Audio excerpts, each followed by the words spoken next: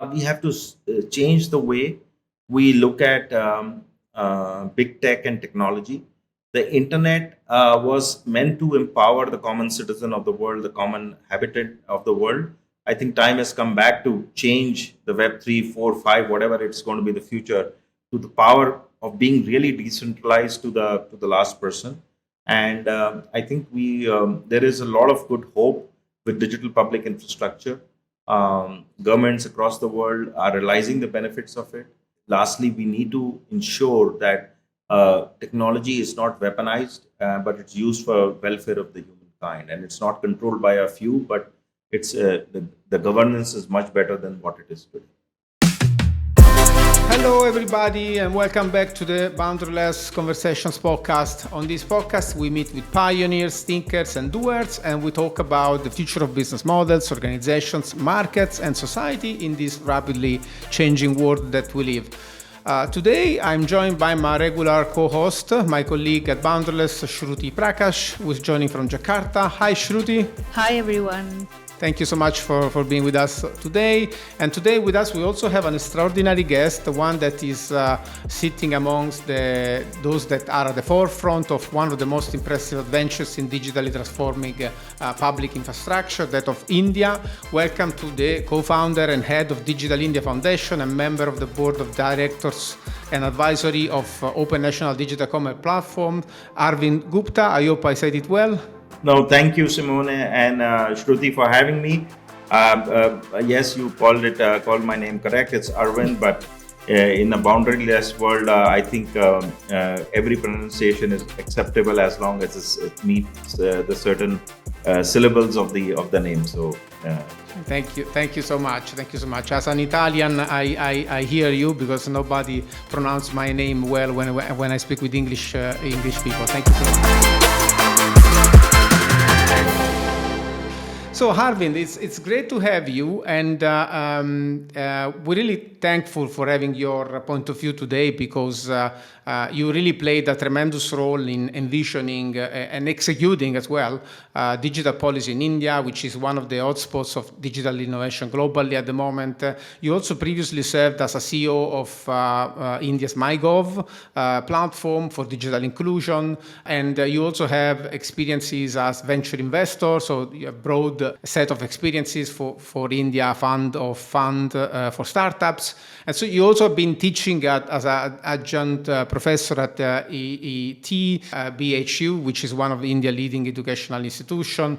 And you also been a member of the World Economic Forum Global Futures Council. So you really have this rich perspective that we hope that we can convey today in the conversation. So as a first question, we would really love you to, for our listeners, to paint a general picture of what's happening in India, why this convergence between the public, the private, and the open sector, as we call it, it's really important, and how it's playing out in kind of redefining the way you do digital policy, and not only policy, but you also do digital public infrastructure. So maybe just a framing would be really helpful as a start.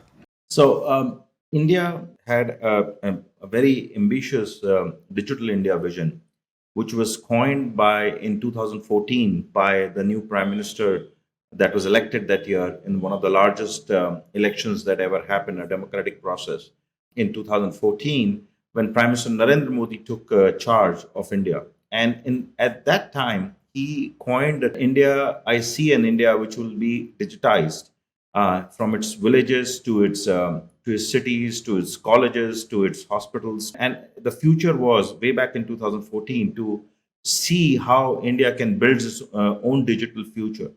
We were, at that point in time, and still are, the leading outsourcing destination in the world.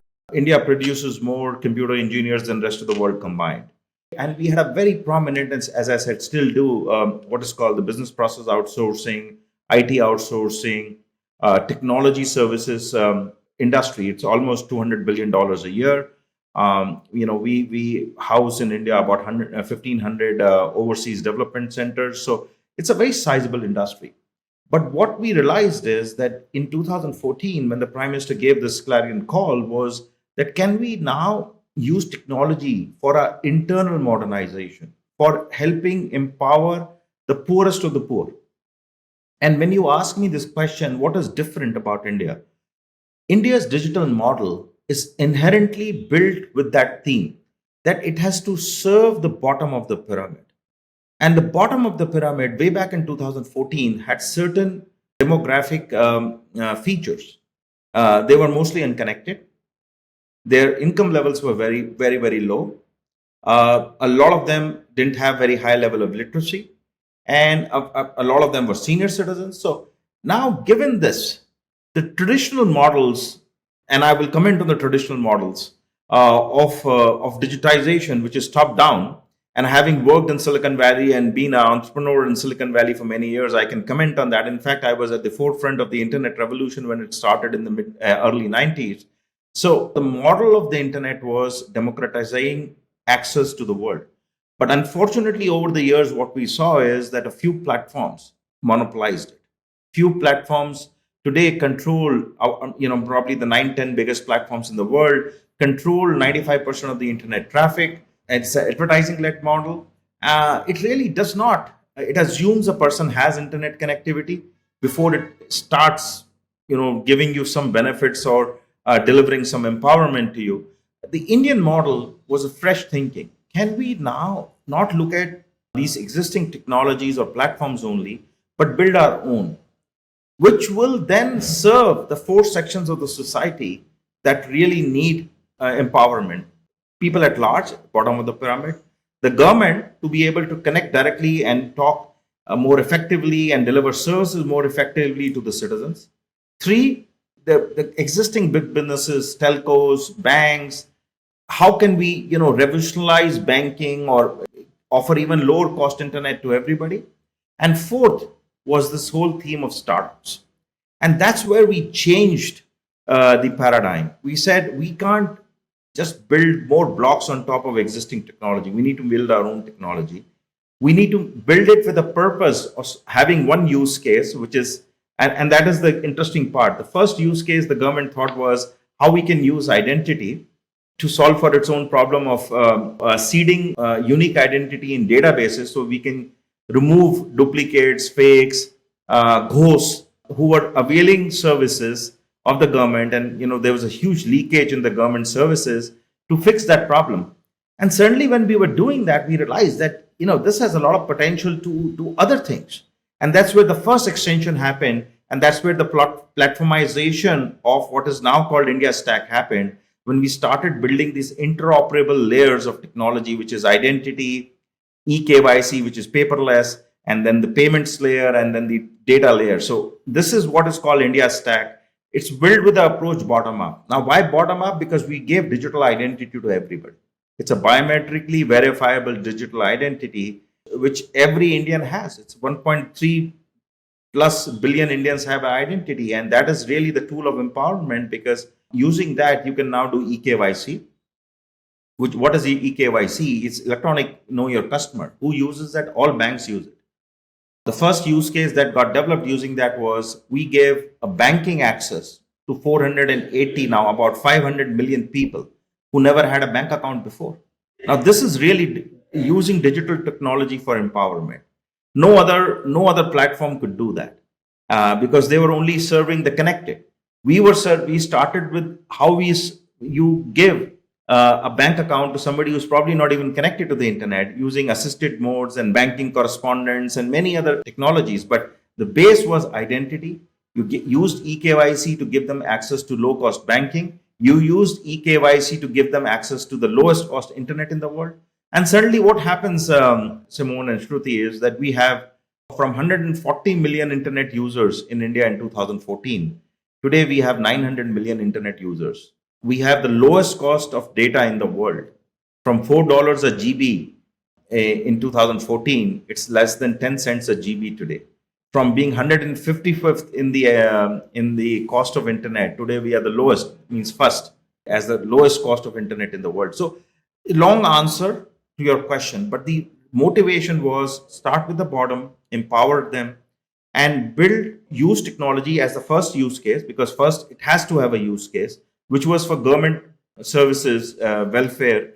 And Once that was done, we opened the technology up for banks, telcos to use them, people to use them for self-servicing, and I'll explain that. And lastly, certainly we also opened it up, open APIs that now startups could use it. What we were giving access to banks and telecom companies, we also made startups build on top of it.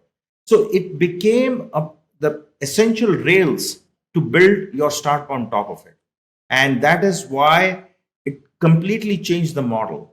It's not a model which is shifted in your, as you asked the question, just the private to the public. It's a model that has built public infrastructure, a road where everybody can build, including the government can build on top of it, their applications, startups can build, banks can build, telecom companies can build. And that's why it's a super success open case. The road does not make any money by itself or just makes enough money to sustain itself, but the whole ecosystem makes value, creates value, both in terms of serving a lot of people, saving money to the government. The government itself has saved. We've spent probably $2 billion in building this infrastructure, and the government has saved more than $35 billion already in plugging the leakages. There's upwards of $400 billion of market value creation in terms of the startups, in terms of the banks that have got developed around it. So, and this is the reason that this is a story for the world, because this is a story not of building one powerful platform. This is a story of how you can use open technology, which was the original promise of the internet, to empower every section of the society. Can I summarize these? At least this is the impression I got, is that in India, with the Digital India initiative, the government said, there is a role we have to play, which is that of creating these enabling commons, okay? And like, for example, identity or EKYC, why we should leave it to the private sector to build, why it's clearly a responsibility of the government to build, because it's a commodity, it needs to be open, it needs to be very well governed, it needs to be open to everybody, it doesn't need to have biases or that kind of stuff. And so the impression I get is that in India, we have one of the few governments that took the courage to develop infrastructure, digital infrastructure, which is notoriously, to build these, you notoriously need skills, understanding, you need capabilities, and so on. That maybe some of the Western governments, if I think about Italy, for example, even if there are similar experiments coming up, but probably in any place we have seen such a complete approach, because you started from identity, then you moved into payments, and then KYC and so on, and that enabled, as you said, a financial infrastructure to be built, a telco infrastructure to be built, and now, if I understand well, you are moving, for example, with initiatives like ONDC, which you can maybe describe a little bit. You are moving upper in the value chain, right? Now, ONDC is about e-commerce, so maybe you can tell us a bit more of how you're moving upwards in the value chain, now into e-commerce, and what's also coming up in other vertical sectors, as I'm sure that you see the roadmap, from your position. Absolutely, you summarized it well. But the key thing you have to understand is that originally and globally, the why India's model is being talked about today, 9 years when it started, is because globally all the governments were involved in one common thing, and we have to give credit. It was the access. Let's build fiber optic. Let's put cities give free internet, and that was the aim. And India has also done that. We have something called the BharatNet, which is digitizing and making sure that the internet reaches 650,000 villages of India, and every village has access to low-cost internet in their societies and their communities and their villages. But along with that, so that is something the governments across the world have done. The World Bank has supported a lot of these projects, and this has been done by governments. The innovativeness in India's approach was to build the application layer, or this digital public infrastructure, which was beyond just the connectivity, to actually open up other forms of tools and interoperable APIs, which then can be used for many other things. And it started with a small success. But as you have asked the question, where did we go from there? We certainly realized that we need our own Indians are going digital, as I said, 900 million Indians on the internet today. Two, they are becoming, we are building digital infrastructure at scale, at population scale. And I'll talk about what we are doing. But the largest thing that we realize that we are producing, we are the data capital of the world. We are actually building and producing diverse data in languages, at income levels, gender. So if you take the diversity map and look at the data diversity that we are producing and the data exhaust we are producing, it's huge. Now, suddenly we realize that, when people were coining the terms data is the new oil or data is whatever else, we said how we can now use data for empowerment. So to answer your question, of course, put some controls on the kind of data that platforms can seek from consumers to protect their own privacy and their own provide them empowerment of their own data. But beyond that, we realize that this data can be used for credit, health, for multiple things. And that is the next thing that we have done, for example. We have built on top of these three things that we talked about: identity, KYC, and payments. And I'll talk about payments also. We have built the what is called the DAPA layer. It's called the Data Empowerment and Protection Architecture. Now, what this does is the first manifestation of this technology is the build the next DPI is called account aggregator. So now suppose you have multiple accounts, credit, debit, bank accounts. You can combine all of them and give a single view to a bank about what monies you are receiving, what monies you are spending, how is money coming in, how it's going out, using the DAPA architecture. And through another OSIN, through a marketplace model called Open Credit Enablement Network, you can actually say, I'm looking for a credit for $300 overnight working capital credit, small traders. So far, they would get a very expensive credit. Now, they can use their data to announce to the world that they're looking for credit. And then the people who are interested can actually use that data and can give you instant credit. And that is how it's empowering people. So it's one stack is the India stack that we talked about. On top of the India stack, we've also built the data layer. So it's a complete stack now. A parallel stack using this is now called the account aggregator or the open credit enablement network. That's the second stack that is available. And we believe that in India, we will be able to give democratized credit to 20 times more than what we do today. And microcredit, credit which is, as I said, $200, $300. Otherwise, the cost of fulfillment of that credit, acquiring the customer and then fulfilling that credit is so high that nobody gives such low amount of credit. But with this, you can give instantaneous credit and then monitor it, receive it back, and and then do a credit rating and everything else. So and credit is big, my friends. Let me tell you, globally, it's a very big problem. Access to credit to the small enterprises, to small business men and women, to small traders is a big challenge, and the cost of credit is so high for them that you cannot imagine. One story I missed out that I think needs a mention is India's the payments network. It's called UPI, the Unified Payments Interface. Now, this is another story. It did about 10 billion transactions last month. 300 million Indians participate in making a digital payment. You can pay as little as 10 cents. I mean, actually lower than that, at zero cost. Now, why this is a story? Because this has really empowered people, cashless, less cash society. It's aided by right policies. And today this is the talk of the world. You can have the German digital minister coming into India, scanning a barcode, and not worried about which app they have or not. It's completely interoperable. They are able to make a 10-cent payment, and the other person is actually more happy to receive it because of the credit that I talked about. Because they're living a digital footprint, and they know that that digital footprint has a value in the future in giving them credit. I have been enlightened so much when we talk to some of these small small traders and small, really mom and pop shops. They say, "Sir, you don't have UPI? You're going to pay me in cash? You seem to be an intelligent person. You seem to be an educated person. Why are you not using UPI to pay money?" When people tell you on the road, you feel proud.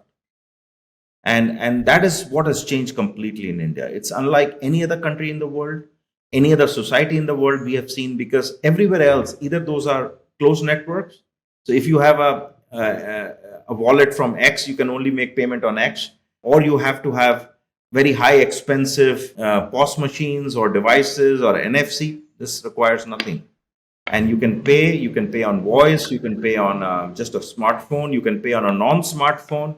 It is enabled for everything, and that is what has completely changed the payments story globally. Everybody is looking out for it. The big companies are threatened by it because their business model has been disrupted of rent seeking.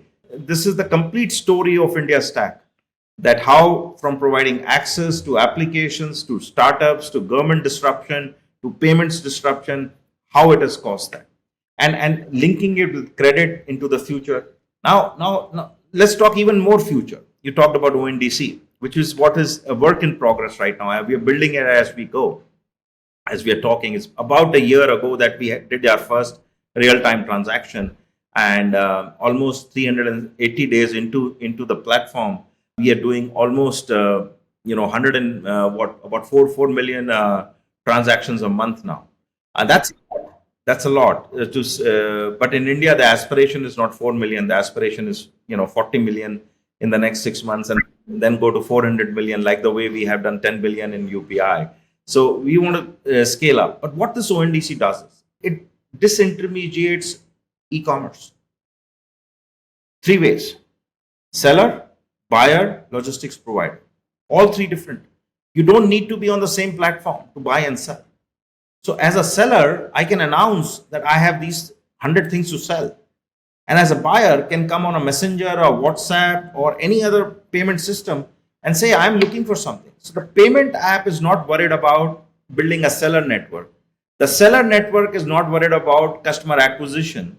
And they can exist in different systems, but can talk to each other. Again, the promise of the internet, and actually do this transaction. And the third party, which is a logistics partner, comes in, picks it up from the seller and delivers it to the buyer. Now, this is the simple disintermediation that ONDC is doing. But what does it do? It actually creates so much of value, because you're not taking the 25-30% commission from the seller to service a buyer. Now you can service the same transaction at 5-6%.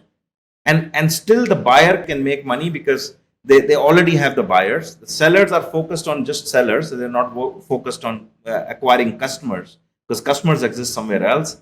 Wherever the customers exist, they monetize their customers by giving them more options.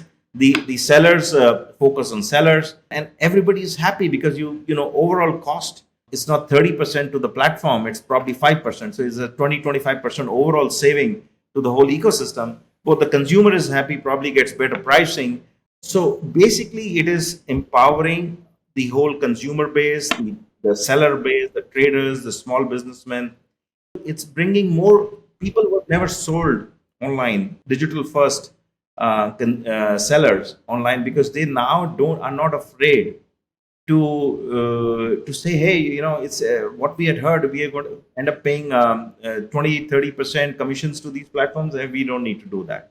So we are going to do that. A lot of restaurants and all these cloud kitchens, which were actually technically just monopolized by some of the food delivery platforms, are coming on board. So ONDC is the effort to really democratize e-commerce, decouple the 3 components of it, and actually set up a new thinking.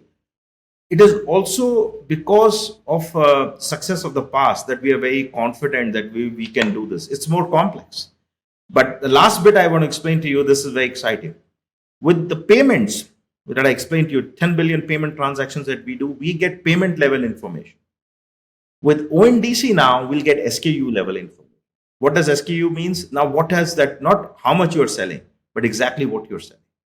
So you see now the data play will become even more interesting. You will actually get a much more richer data, and that will have even more value in predicting many things, doing a lot of data analytics and credit and other things. So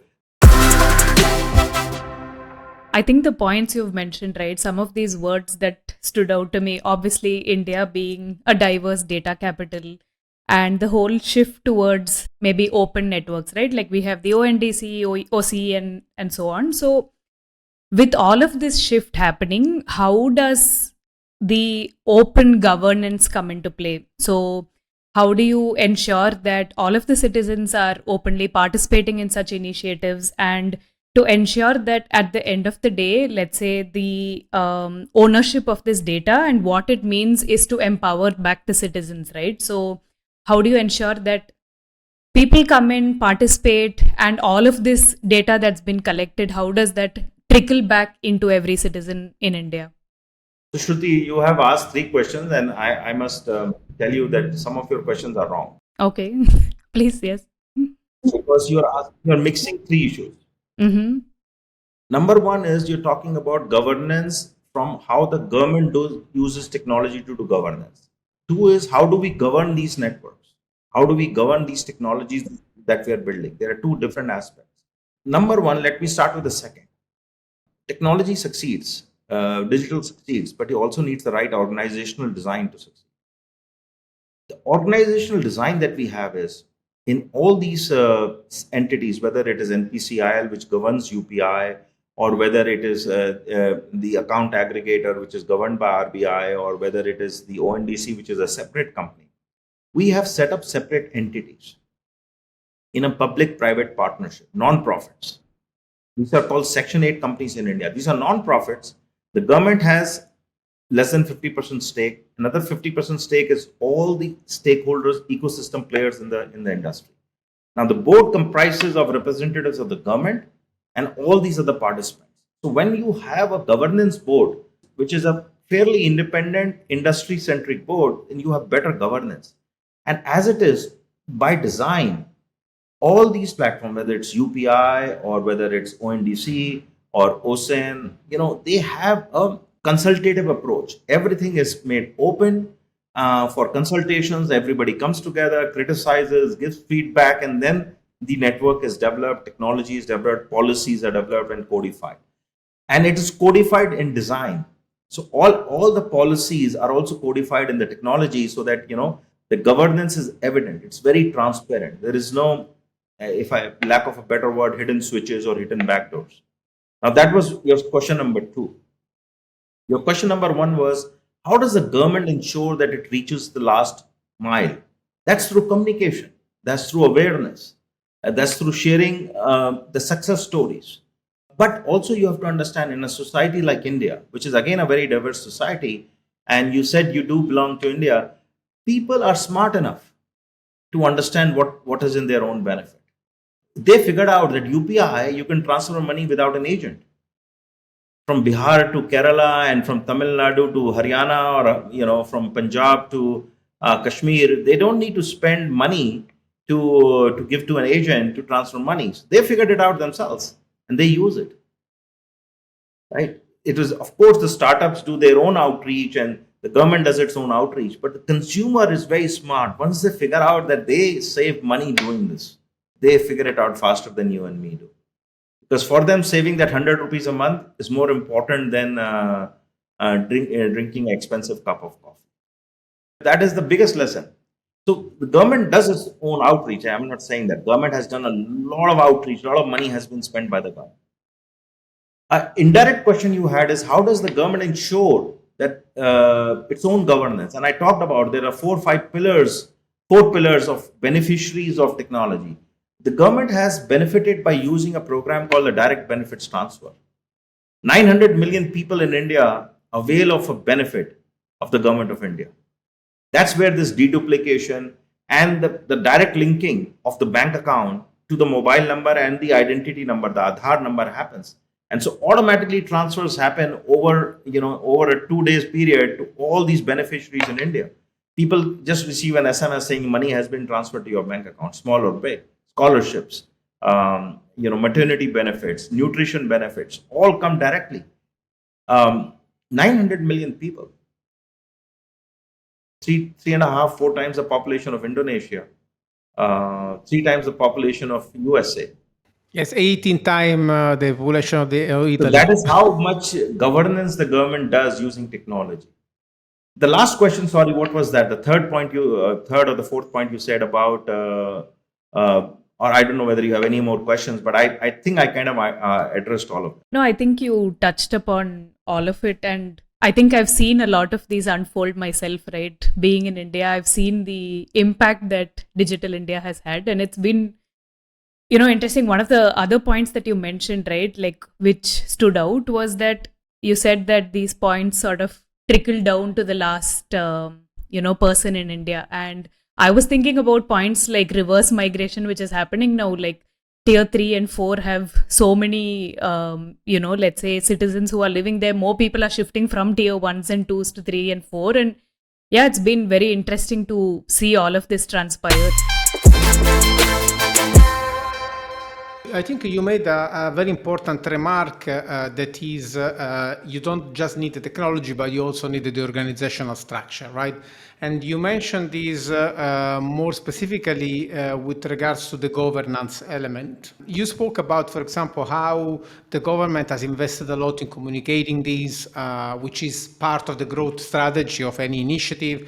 So in general, my question around ONDC, which, for our listeners, as Arvind said, is more like a disintermediation network that allows e-commerce not to be centralized into one platform, but rather have several players in the ecosystem to originate transactions, then fulfill transaction in a cross-border setting. And you also are an entrepreneur. You have been working with startups, so you know how it works. How do you, as a public player, overcome two typical problems that you have when you have to bring something new to the market? One is the capability side. So how do you have the talent needed to bring a product like this to the market? Also in Conway's Law perspective, so how do you organize to actually do not just the governance, but also the go-to-market initiative, the marketing, the ecosystem development, and so on? Don't you believe that the private, let's say, centralized platforms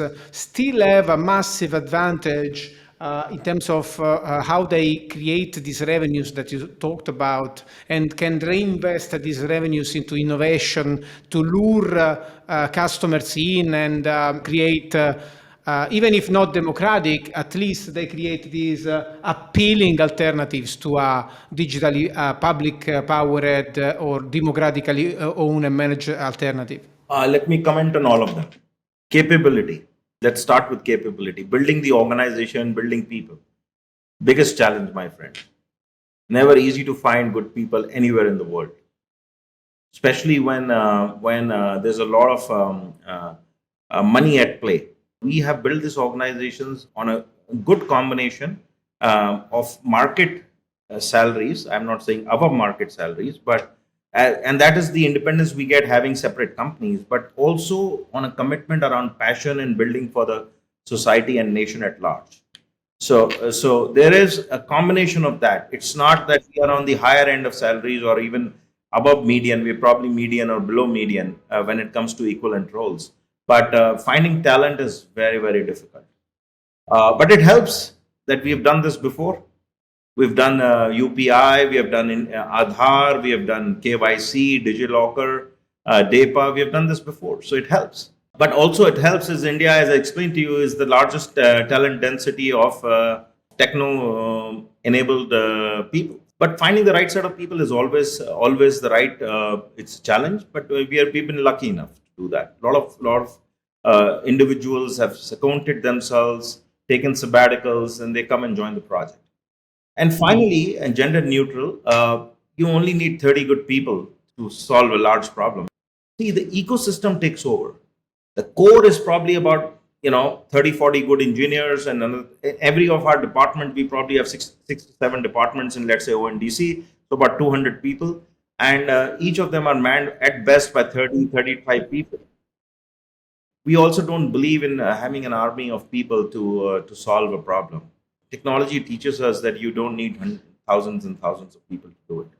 And that's where our costs are low. That's where we have, you hit the hammer accurately on the nail rather than just spraying and praying. So on the marketing side, we've done this before. We popularized UPI post demonetization. We popularized GST post the, GST is the indirect tax in India, post GST. I think we've done this before. I'm not saying we have a perfect playbook, but we have a playbook. So we know how to do this. And again, in all these projects, there are some common people. And that is another lesson we have learned, is keep few constant set of people in all these projects. So we have done this before. We are repeating the same. We're learning from the past. We're building new learnings, but we've done this before. So that we have a semi-cooked playbook, if you can use that word. And we're innovating on top of it. How to go to market? How do you do hackathons? How do you get the ecosystem involved? How do you get everybody excited in doing so? And then lastly, you talked about centralized platforms and their power, their financial power is too strong. I only can say, yes, we need everybody to exist. I mean, I'm not saying one platform. It's the consumer who will choose. It's not you and me who will decide what will succeed and what will not. UPI success is because it's consumer driven. It's people driven. People find it easy to use. Shopkeepers find it easy to use and receive their money in real time and without paying the rent seeking costs, the 2% and 1% costs. So it finally is open market economics that will work, and consumer economics will work. So finally, consumer will decide. A lot of these platforms have tons of money, and their investments are also welcome. So they can keep doing that. We're all increasing the pie. It's not one against the other right now. You're expanding the market. And a great example of that is when India had only, let's say the credit cards being issued by a few companies and a payment systems being used by a few companies, we probably had a payment usage by 50 million people. Today, more than 400 million people use some sort of a digital payment or the other. So you expanded the market. Some of which happened organically and some of it happened inorganically because of availability of easy technology. Same thing will happen. E-commerce is probably just about 80 to 100 million people use e-commerce. We believe this number will go up to 300 million in the next few years. So, the new consumer has to find it very easy to use it. Voice, just say something and buy it on a messenger, on a chatbot. So, there's a lot of evolution that will happen. And then eventually, we don't also believe in India it's going to be winner takes it all. We don't think that there's going to be one or two winners. We believe that there will be a marketplace of 3 or 4 big players, including the ONDC-led players. And that's what we've seen in payments, that's what we've seen in credit, and that's what we're going to see in e-commerce also. How has the private sector sort of reacted to all of this?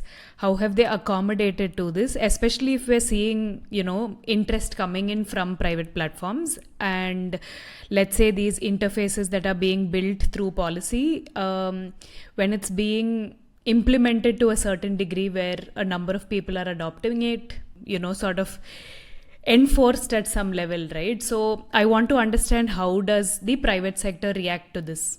It's a tough question. There is if your question is private sector as in people who are not participants in e-commerce themselves, the current existing incumbent platforms, they react differently. Obviously, all the other 99.9% private sector which will benefit from it reacts differently, including startups and banks and telecom companies and everybody else. So the incumbents are programmed to resist it. Right, always, because I always believe that if you don't, incumbents need to understand innovation will disrupt them. Right, the taxi drivers should have seen the Ubers coming and the Olas and the Ubers coming and disrupting them, or the Grabs or whatever else the names are across the world. It's not that their business models will get completely gone. Some of them may evaporate. I mean, landline is gone today. Everybody uses a mobile, right? So there will be certain technologies that will disappear. Certain people will become coexistent in the ecosystem, and I think that's what the incumbents need to understand, that whether they embrace innovation and become coexistent in that. That's what the taxi guys did, by the way. They initially resisted it, they understood it, but they said this is a change that is inevitable because the consumers want it, and the consumers could see the benefit of using app-based taxi services. So then what they did, taxi guys did, they started developing their own ecosystems. So now you can book a taxi like the way you book an Uber using an app. You can use free now, or you can use many other. I mean, I use this, so I only know that. That's what you do, right? So that's a great example, actually. On the other hand, you have a lot of big platforms, they have a lot of money, they will have to figure out whether they just exist on their own or they co-work or co-innovate. Time will tell. I don't have the right answer for that today, but time will tell. And do you, Arvind, do you believe that in the future there may be a moment where these kind of policies, as Shruti was saying, these kind of interfaces are actually enforced on the market? So, as I understand at the moment, that this is not an enforced policy. It's more like creating an alternative that, as you said, needs to perform great, needs to attract on the basis of the great user experience that offers. Are you maybe thinking of in the future that the government can actually say, if you are doing e-commerce in India, you have to be compliant with ONDC, or if you are doing credit, you have to be compliant with OSIN? Okay, so the government of India believes in choices. We are not a monopolist, we are a free economy, and we believe that there is, everybody can exist. But so we have Visa, MasterCard also existing in India, as much as UPI is. Right? American Express also operates. They have their own audiences, they serve that audience, and they have learned to innovate. So we are not going to have a diktat any time which says, okay, this is the only way to do it. But yes, where we find financial benefit both to the consumer and to the government, we will promote it. This conversation has really pushed a lot this idea that governments have their own responsibility, right, to contribute to the ecosystem, taking this role. Also, you said something very interesting when you said you don't need so many people. You just need 30 great people to make great initiatives. That is a testament to the democratization of innovation that is happening at the moment all over the world. So maybe if you have to kind of look a little bit into the future, maybe if you can give us a little bit of an overview of what do you believe is coming up beyond commerce, of course, beyond identity, payments, commerce and credit, what's coming up? And on the other hand, as a second question, how do you believe that these approaches are, constitute a strategic element of how India is playing its own role in the global ecosystem? So, for example, how these type of infrastructures will attract business from the outside or create opportunities for cross-border collaborations, and in general augment the influence that India has worldwide thanks to its digital infrastructures. Let me give you some haphazard answers. Means in no order. The payment system, India has already offered and is working with 22 countries. Already in place. It's not on paper or something. It's actually working, operating. Singapore, Middle East, a lot of neighboring countries. So you can use that. Not only that, India has offered, as part of its G20 presidency, the One Future Alliance is to offer these technologies to all willing countries in a partnership mode. Means they will co-own it. It's not something that we will have a backdoor on. We'll share this technology with them. They can co-develop it, co-own it, and run it. As the Prime Minister has announced, India has the approach of solve for India, share with the world. And that is really the testimony that if it works in India, with the diversity, with the complexity of India, I think the rest of the world is assured that it will work in their society, their country, because I think no country can be as complex in terms of scale as well as complexity as India. So that is what I think has been the biggest outcome of the digital public infrastructure thinking over the last 1 year during India's G20 presidency.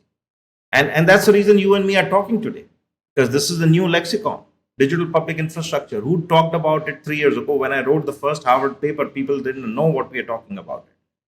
Right? So today we have a consensus what is digital public infrastructure. Today the world is talking about it. Lastly, what's the future? Now that's a very difficult question. I can't predict the future 5-10 years down the road. I'm not George Orwell. But I can tell you that India is going to lead the AI, ethical and responsible AI development throughout the world.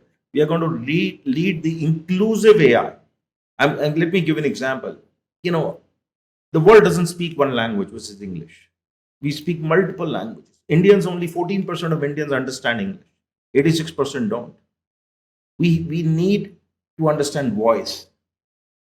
30-40% people in the world cannot type write English or write whatever language. So they need to understand voice is going to be big future, big future. So can you do voice commands? And I know a lot of big companies are working on it, but India is developing its own voice stack. How voice can be used ethically in a correct manner, in a diverse manner to really empower citizens. Second is ethical and responsible AI, non-weaponization of technology. This is the things that we are going to see in the future, and India is leading these efforts. Things like cryptocurrency. Blockchain is for good. Let's use blockchain. Let's not confuse cryptocurrency as these private cryptos to solve for the financial inclusion problem. But we need blockchain. We need CBDC, central bank digital currencies, for interoperability in the future for cross-border payments. So there is a lot of these things that I see over the next 2 to 3 years. As I said, I cannot predict 10 years down the road, but 3 years, this is probably 3-4 areas that I believe that India is going to lead, and the world is going to see these developments happen and rallying around India. And agile policy making, very, very important fifth point. So I'm curious if you see anything coming up on the energy and mobility sectors, which are very much on the spot, under the spot today. If I think about energy, for example. Of course, India is already leading the One Solar Alliance. I only talked about one of the mega trends, the AI ML mega trend. There is a second, is a green energy mega trend, which I have not talked about in this conversation. And then there is a supply chain, the supply chain plus, the new China plus, the supply chain plus, the new supply chain movements, resilience and movements that are happening. And the fourth is human longevity. So I call these 4 mega trends that are happening in the world.